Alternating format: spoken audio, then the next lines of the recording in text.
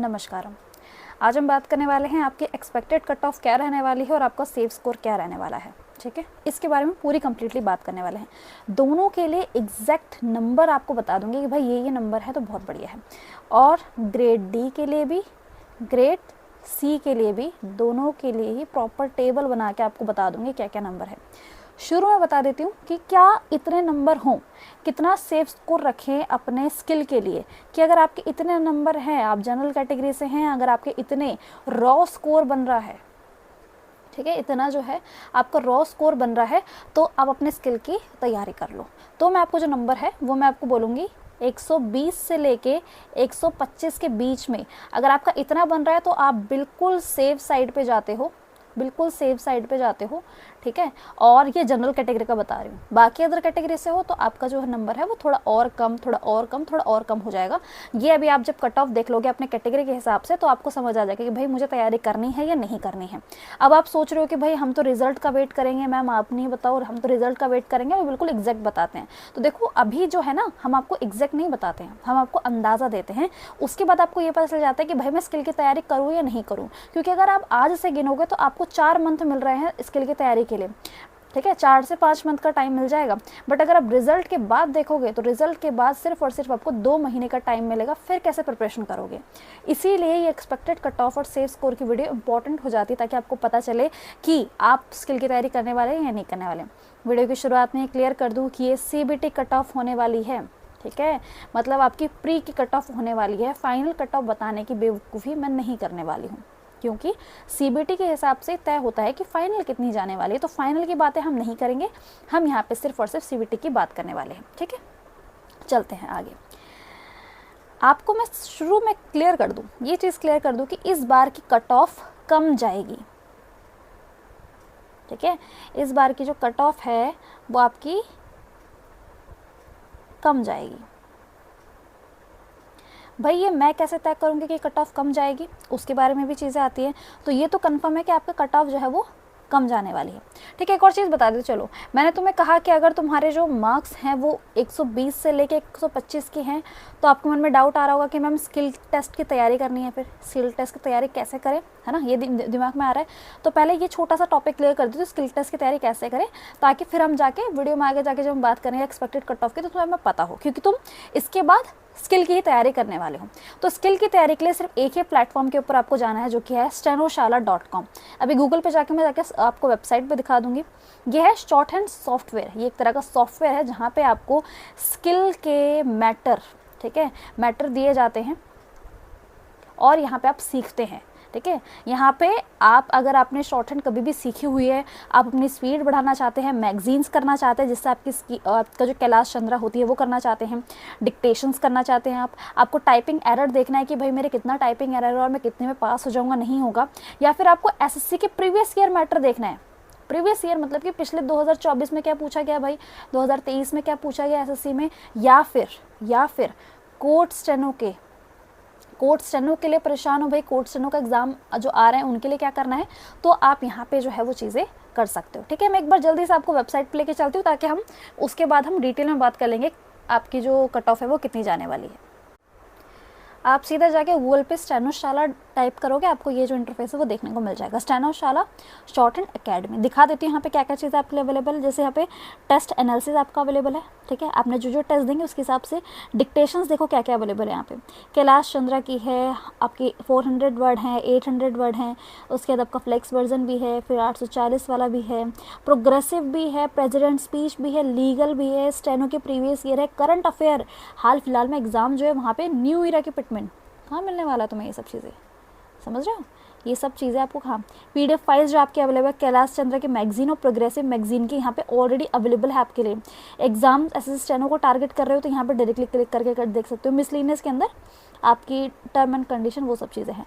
ठीक है, तो यहाँ पे देख सकते हो किस तरीके का आपका, यहाँ पे आपको टाइपिंग एरर जो भी चीज़ें सारी की सारी देखने को मिल जाएगी। तो अगर आप इंटरेस्टेड हो तो मैं जो लिंक है वो डिस्क्रिप्शन में डाल दूँगी, वहाँ पर जाके चेक कर सकते हो।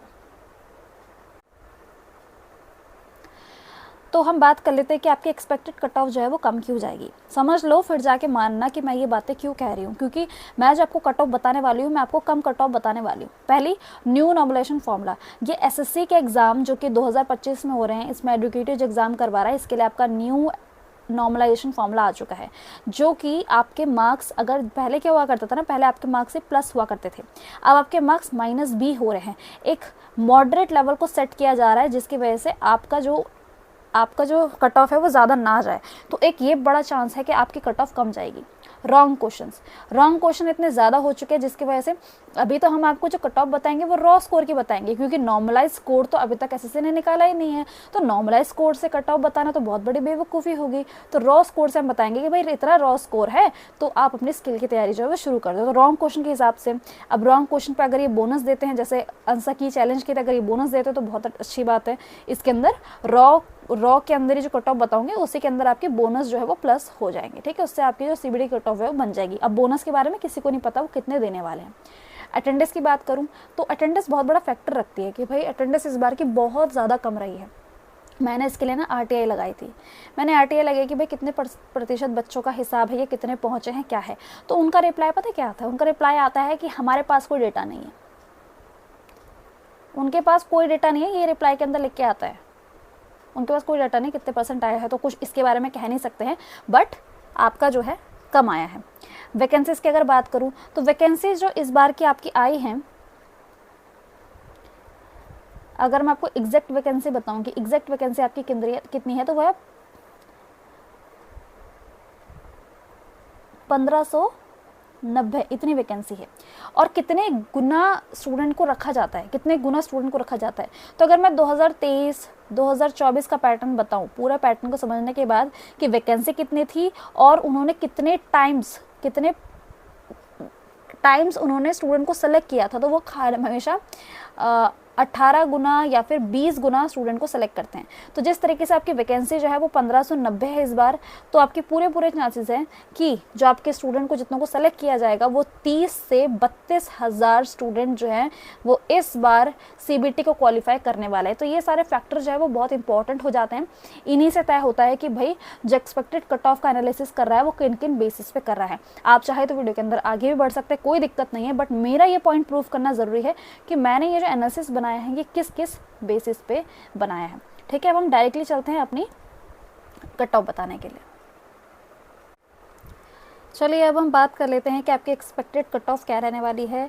सबसे पहली बात, क्योंकि कमेंट आप भर भर के करने वाले हैं, ये एक रॉ स्कोर की कट ऑफ रहने वाली है।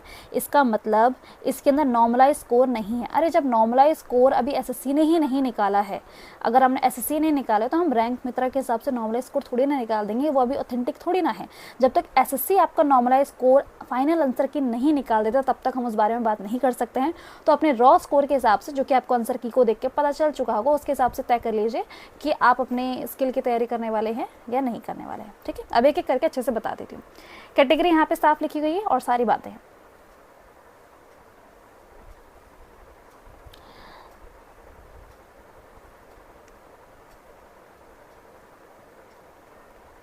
अगर आप ग्रेड डी के लिए जनरल कैटेगरी से है तो 115 से लेके 120 तक का आप जो है वो सोच के चलने वाले हैं, ठीक है।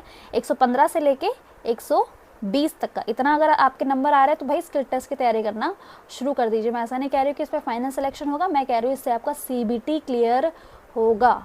क्लियर है, ठीक है। आगे चलते हैं। अगर आप ईडब्ल्यूएस कैटेगरी से हैं तो आपको 108 से 113 तक का करना होगा।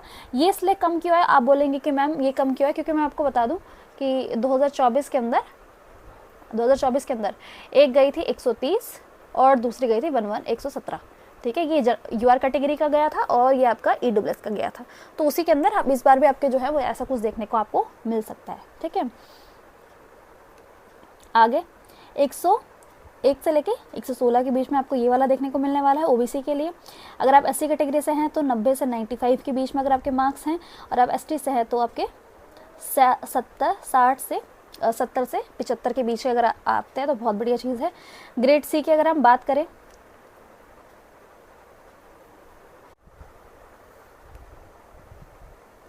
135 से लेके अगर आपके 140 तक का आपका स्कोर आ रहा है, इतना मिनिमम आपका 135 होना चाहिए। 135 तक में मैं तुम्हें एक चीज़ बताऊँ, 135 से पहले भी सिलेक्शन हो सकता है। मान लीजिए 133 तक का हो गया, ऐसा भी हो सकता है, बट हम थोड़ा सेफ जोन में जाने की कोशिश कर रहे हैं, तो इतना आप सोच के चल सकते हैं, वरना इसके आसपास है तब भी आपको ग्रेड डी तो देखने को मिल ही जाएगा, है ना। इसके बाद 135 से लेके 140 के बीच में सेम जाता है, इसके अंदर तीनों सेम जाता है। पिछली बार पता क्या हुआ था आपका, मेरे हिसाब से इतना मुझे नंबर याद आ रहा है, आपकी 146 गई थी, आपकी कट ऑफ 146 से 148 जितना मुझे याद आ पा रहा है, और तीनों की एग्जैक्ट सेम गई थी। तो ये होता ही है, इसके अंदर भी सेम ही जाती है, ग्रेड डी के अंदर भी सेम ही जाती है, बट इस बार कुछ चेंजेस जो है वो अलग करके देखे गए थे, तो इस बार भी ऐसा देखने को मिल सकता है, वरना जितनी मैंने आपको यूआर की बताई थी उतनी ही इस बार भी देखने को मिल सकती है। ठीक है, 120 से लेके 125 आपकी एससी के लिए, और 105 से लेके 110 आपकी एसटी के लिए। ये हम ग्रेड डी की बात करें, ग्रेड डी का मतलब है जिसके अंदर जो सैलरी है वो आपको 85 के मिलती है, सैलरी आपकी बनती है, और आपकी इन हैंड जो सैलरी आती है वो 85 नहीं 75 जो होती है वो इन हैंड सैलरी आ जाती है। उसके अंदर आपको अगर सीबीटी क्लियर करना है, अगर आपको सीबीटी क्लियर करना है, जिसको हम प्री भी कहते हैं, अगर आपको उसको क्लियर करना है, तो ये जो कट ऑफ है ये मैंने आपको बता दी है कि इतनी कट ऑफ आपको करना ही होगा।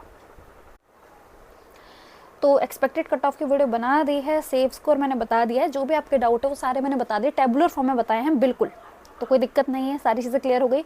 अब कमेंट, अब पहले बात तो आप टेलीग्राम पे जुड़ जाए, ताकि कोई भी न्यू अपडेट होता है भाई, कोई भी ऐसी बातें होती है जो आपको वीडियो बना के नहीं कही जा सकती, तो टेलीग्राम पे प्रोवाइड कर दी जाती है। दूसरी चीज़ मैं आपको कहूँगी, मुझे कॉमेंट करके बताइए, आपका रॉ स्कोर कितना है,